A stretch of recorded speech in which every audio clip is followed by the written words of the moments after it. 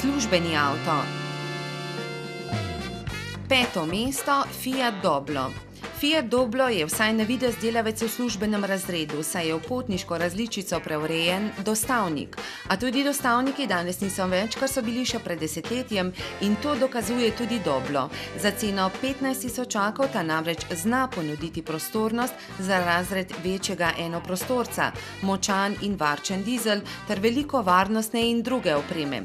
Seveda, nekaj dostavniškega duha ostaja, kar racionalnemu kupcu ne bi smelo predstavljati težave. Četrto mesto Alfa Romeo Giulietta. Iz povsem drugega testa kot Doblo je nova Alfa Giulietta. Čudovita apeninska kombi limuzina, ki se zanaša predvsem na čustva kupcev.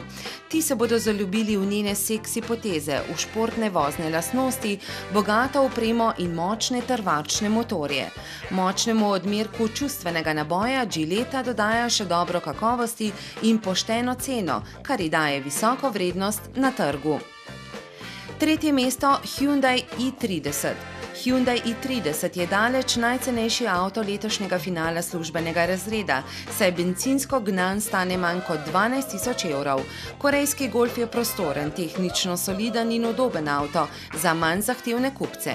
Pomanjkljiva varnostna oprema, povprečna tehnika in razmeroma visok upad vrednosti njegovo cenovno prednost pred višje uvrščenima namreč močno zmanjšujejo.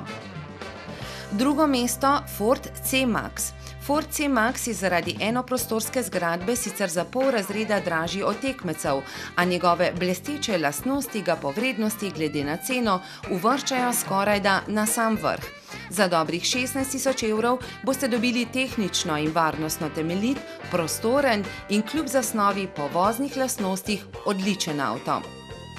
Prvo mesto Citroen C4.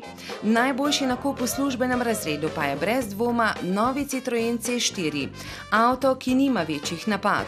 Razmeroma zadržano oblikovani Francoz je kakovostno izdelan, udoben in temeljito opremljen.